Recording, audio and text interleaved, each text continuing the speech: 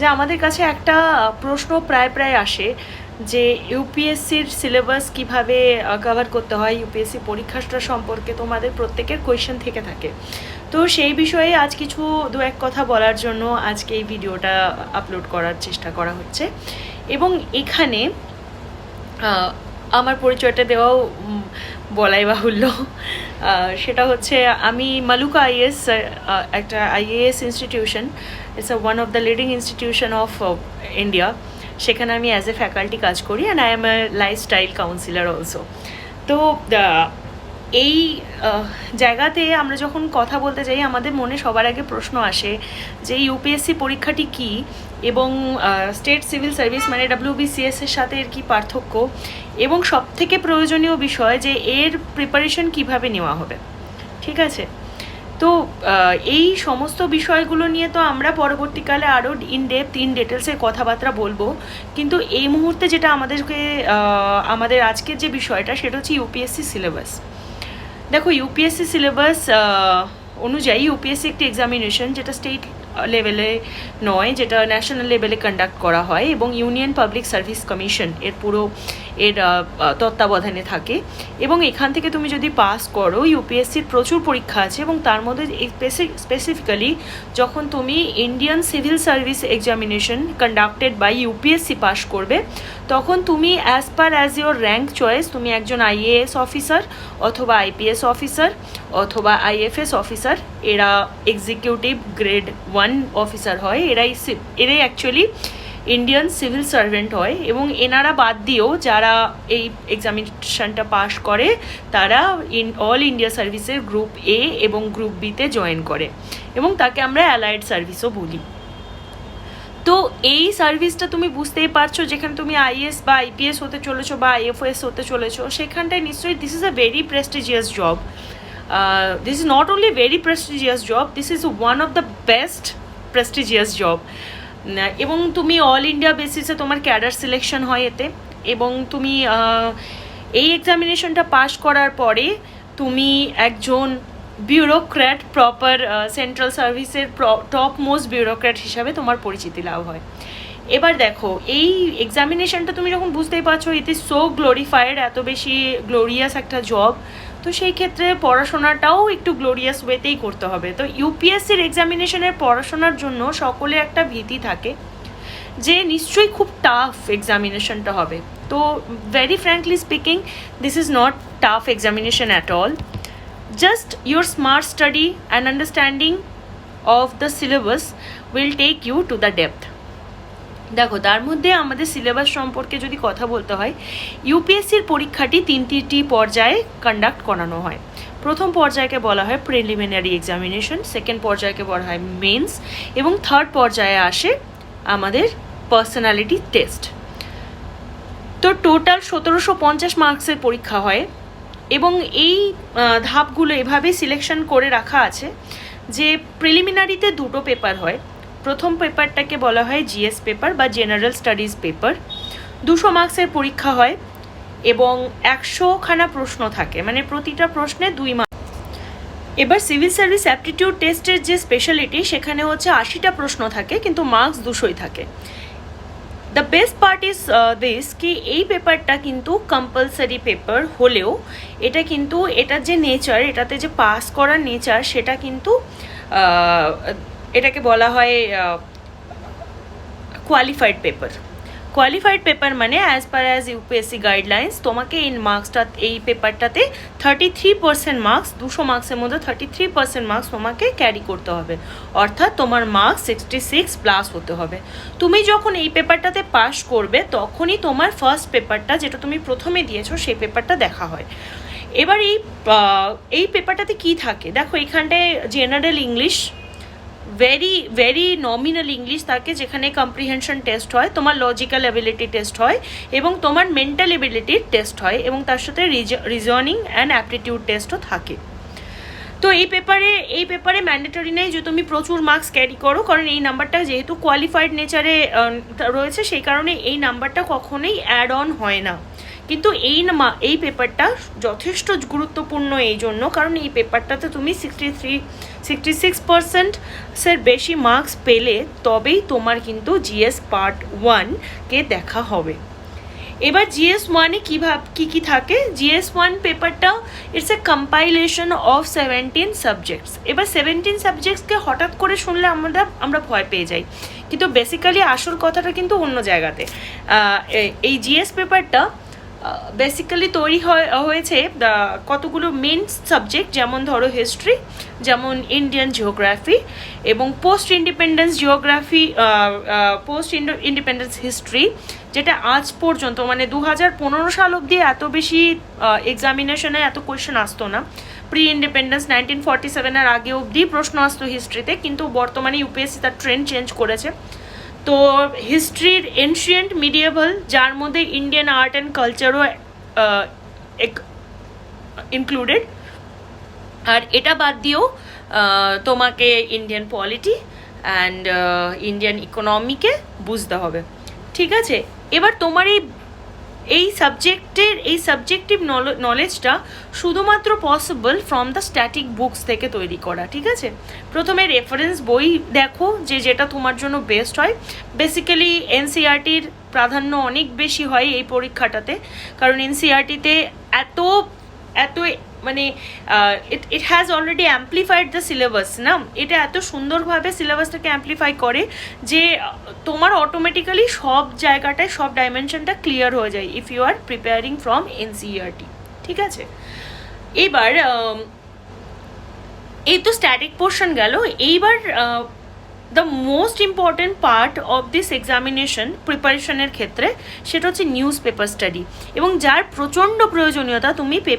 যখন তুমি prelim qualify করবে তখন তোমার মেন্স পেপারে তার প্রয়োজন বোধ হবে, কারণ জিএস 1 পেপারকে বাদ দিলে জিএস 2 এবং 3, যেটা particularly Indian governance, Indian polity, Indian economy, Indian environment and science and tech, এগুলো সমস্তকে এক জায়গায় করে এইখানে যে কোয়েশ্চেনগুলো তৈরি হয় সেটা বেসিক্যালি ইন্ডিয়ান কারেন্ট অ্যাফেয়ার্সের ওপরেই প্রশ্নগুলো হয়। এবং কারেন্ট অ্যাফেয়ার্সের অ্যাকনলেজমেন্ট তোমার তখন হতে পারে যখন তোমার কম্প্রিহেন্সিভ স্টাডি হয় নিউজ পেপারের। প্রপার ওয়েতে the Hindu, the Indian express, এইগুলো এমন নিউজ পেপার যেগুলো বেসিক্যালি পুরো সিলেবাসটাকে কভার করেই মনে হয় যে কখনো কখনো দেখে মনে হয়, প্রশ্নের প্যাটার্ন দেখে মনে হয় যেন নিউজ পেপার থেকেই প্রশ্নগুলো আসছে, এবং এই ট্রেন্ডটাই গত 25-26 বছর ধরে চলে আসছে ইউপিএসসিতে। তো সেই ক্ষেত্রে তোমার এক্সটেন্সিভ নিউজ পেপার স্টাডি তোমাকে ইউপিএসসিকে খুব সহজে পাস করিয়ে দিতে পারে। এবং এটাতে কি হয় জানো তো, তুমি যখন এডিটোরিয়াল পড়ো, যখন নিউজ পেপার স্টাডি করো, তোমার অটোমেটিক্যালি অ্যানালিটিক্যাল পাওয়ার বেড়ে যায়, এবং যেটা খুব হেল্প করে তোমার প্রিলিমের জিএস 1 পাস করতে। কারণ জিএস 1-এ এমন নয় যে তুমি সব কিছু পড়েছো তার মধ্যে থেকে কোয়েশ্চেন এসছে, কিন্তু তুমি মানে তুমি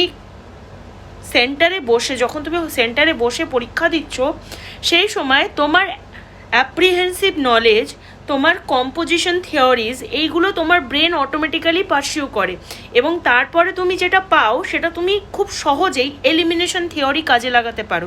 এবং এর সম্পর্কে আমরা পরে আলোচনা নিশ্চয়ই করব। সেই এলিমিনেশন মেথড তোমার মধ্যে ডেভেলপ তখনই হতে পারবে যখন তোমার নিউজ পেপার অ্যানালাইজ করে পড়ার সক্ষমতা তৈরি হবে।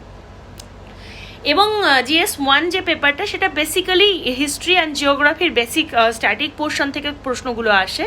তো এর জন্য এক এবং অদ্বিতীয় এনসিইআরটি আমাদের সোর্স হয়।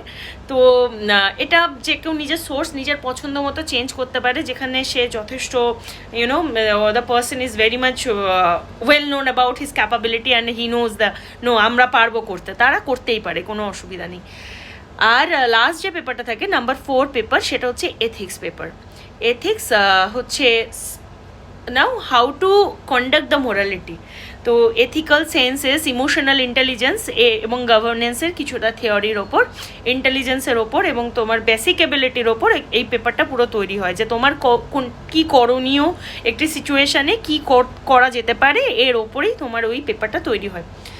তো এই চারটে পেপারে পরে 4টে পেপার যখন তুমি মেন্স পাস করে যাও, তখন তোমাকে ডাকা হয়, মানে 1:3 রেশিওতে তোমাকে ডাকা হয় পার্সোনালিটি টেস্টের জন্য।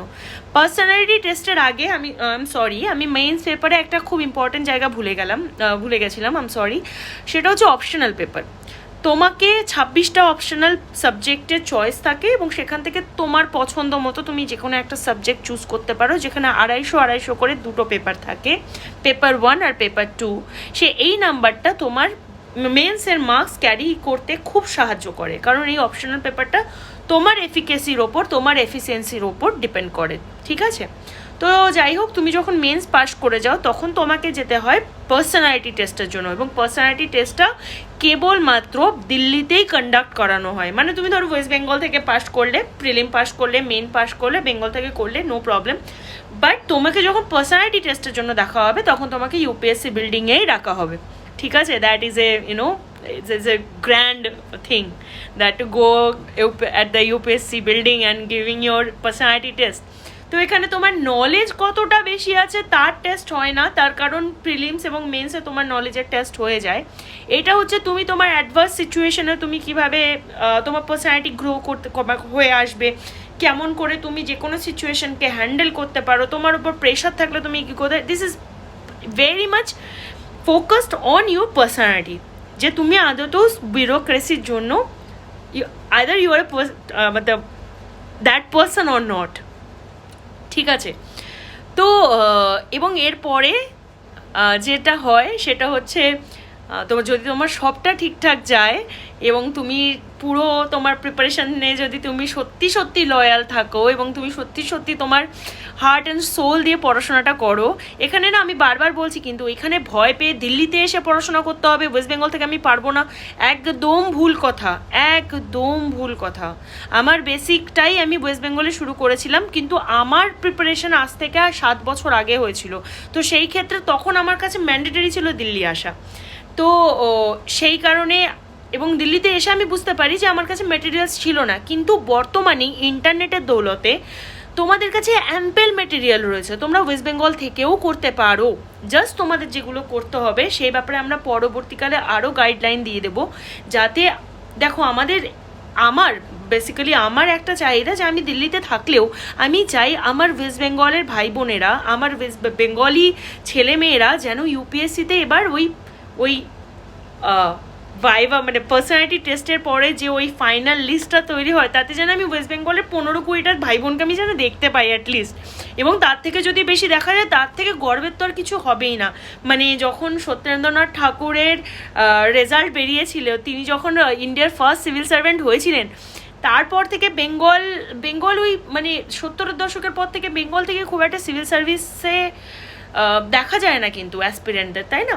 তো সেই কারণেই আমরা মন থেকে চাই যে ওয়েস্ট বেঙ্গলও এগিয়ে আসুক, তারাও পড়াশোনা করুক, এবং প্রথমেই মাথার থেকে তো এটা বের করে দাও যে it's a tough examination, it's not about tough examination, it's a very logical understanding থাকার একটা এক্সামিনেশন, যেখান থেকে ইন্ডিয়ার সেরা বিউরোক্র্যাটরা নির্বাচিত হবে, তাই না? তো থ্যাংক ইউ ভেরি মাচ আমাকে শোনার জন্য, আর তোমরা প্লিজ কিপ সাপোর্টিং আস। আর স্যারের তো কোনো তুলনাই হয় না, স্যার যেভাবে কাজ করছেন, যেভাবে টপার স্টক, যেভাবে গ্রাম বাংলা থেকে শুরু করে মানে ওয়েস্ট বেঙ্গলে কোনায় কোনায় প্রতিটা ছেলে মেয়েকে এতটা হেল্প করছে, তো আমরা এটাও শিওর যে ইউপিএসসির ক্ষেত্রেও আমাদের এনডিওভার ডেফিনেটলি হেল্প করবে। শুধু তোমাদের যেটা করতে হবে, তোমাদেরকে একটু লয়ালি শুনতে হবে এবং সেটা শুনে সেই কাজটাকেও করে দেখাতে হবে, ঠিক আছে? তো থ্যাংক ইউ ভেরি মাচ, তোমরা খুব ভালো থেকো, সুস্থ থাকো, পড়াশোনায় লেগে থাকো, আর জানি তোমরা পারবে। Thank you.